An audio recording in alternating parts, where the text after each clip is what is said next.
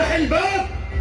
والله لقد اجتمعنا على كلمة واحدة ولا تفارقنا، فإن استجبت فبها وإلا أخرجناك بسيوفنا وأحرقنا عليك الدار.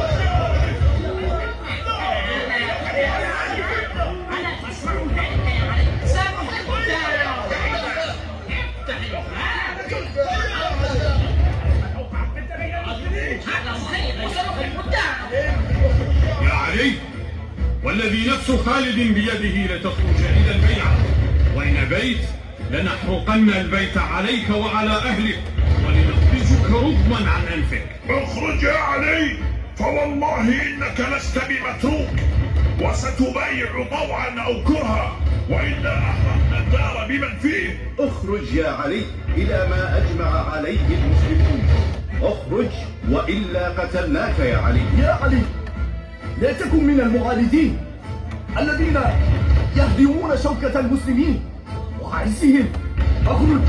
اخرج يا علي، بايع أبا بكر حتى لا تمسك راية الدين. اخرج يا ابن أبي طالب، اخرج وبايع، وإن رفعت سيفك صيرنا لك هذا البلد جحيما.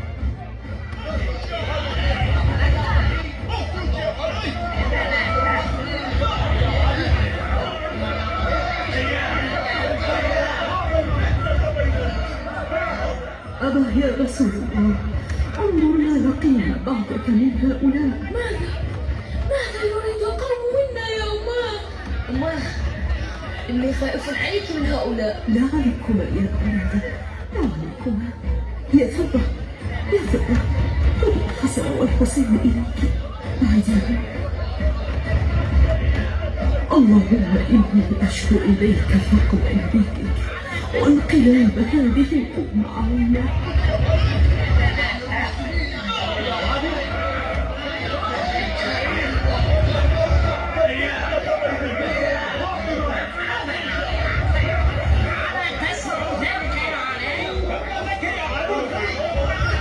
علي، اخرج يا ابن أبي طالب، ومد يد البيعة لخليفة رسول الله. وهيهات أن يجتمع سيفان في غمد واحد. اخرج، فلا مفر لك من هذا. هيا اخرج، وإلا أحرقت الدار عليك بمجدي.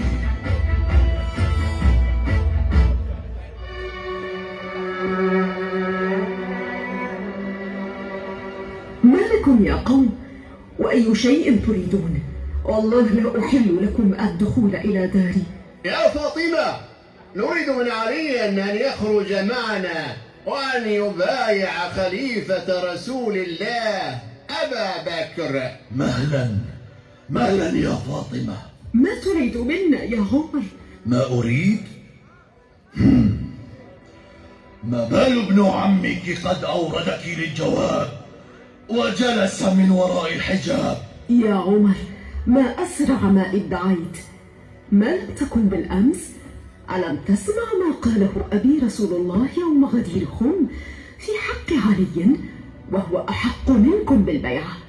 وإن أبي لم يخلف أحدا إلا أبا الحسن، ولكن طغيانك يا شقي أخرجني وألزمك الحجة، وكل ضال فاطمة، إن لم يخرج جئت بالحطب الجزل وأضرمتها نارا على أهل هذا البيت وأحرقت من فيه، أو يقاد علي إلى البيعة. افتحي الباب يا فاطمة، وقولي لعلي أن يخرج ويدخل فيما دخل فيه الناس، وإلا أحرقنا عليكم الدار. يا بنت محمد، قولي لعلي أن يخرج ولا يرمي نفسه في بحر السيوف والرماح بعدما تمت الحجة بمبايعة أبي بكر. يا فاطمة، إن لم يخرج علي سنقيم عليه حدود الله بسيوفنا المشرعة، ويرضى بما رضينا بمبايعتنا للخليفة يا فاطمة بنت محمد،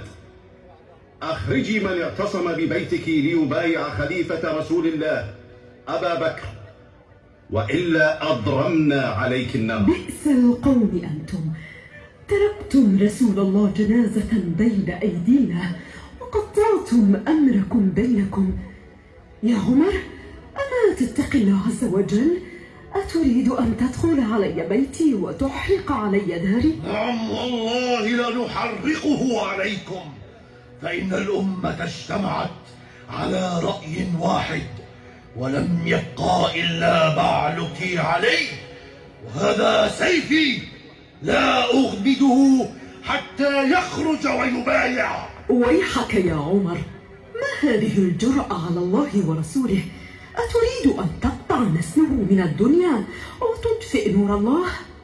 والله متم نوره ولو كره الكافرون. كفي يا فاطمة، كفي، فليس محمد حاضرا ولا الملائكة آتية بالأمر والنهي والزجر من عند الله، وما علي إلا كأحد من المسلمين، فاختاري إن شئت خروجه إلى بيعة أبي بكر أو أحرقكم جميعا. إلهي، أشكر إليك فقد نبيك وارتداد أمته علينا ومنعهم إيانا حقنا الذي جعلته لنا في كتابك المنزل على نبيك المرسل. لقد والله سئمت حماقات النساء وعلي لم يخرج. يا قوم، اجمعوا الحطب وضعوه على الباب. بيا بفاطمة، هيا هيا تحرك يا خالد، لما أنت واقف هكذا؟ هيا هيا تحرك. هيا يا قوم، اجمعوا الحطب، اجمعوا الحطب.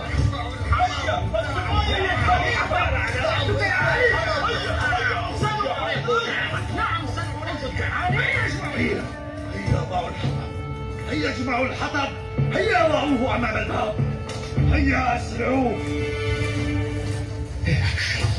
يا شيخ، إن بالدار فاطمة. وإن في الدار فاطمة والله لأحرقه عليها.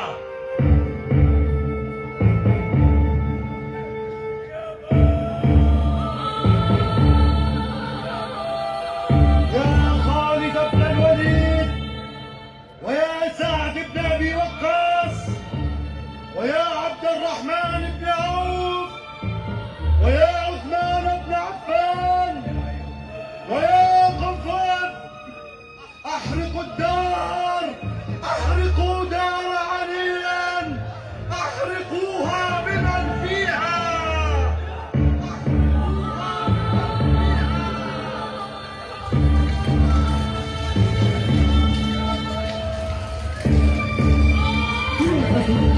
يا رسول الله، ماذا نقول بعدك من أبي بكر وابن أبي محمد؟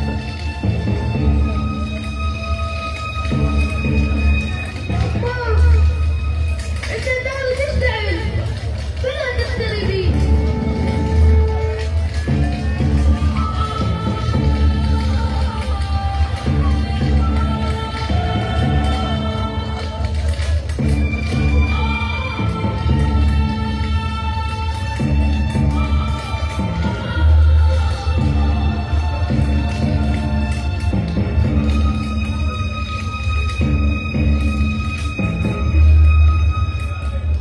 ولقطعت بالمصيبة خلاف أبوها وعدوان عقبة مرمرة. يا ما شفنا أصحاب أبوها دارها يحرقون. تقول عاد يا ناس اللي تفقد أبوها يجون، عادت اللي تفقد أبوها يجونها، والله وعلى مصابها يواسون. والله ما شفنا مثل الزكية دارها يحرقونها، واويلا.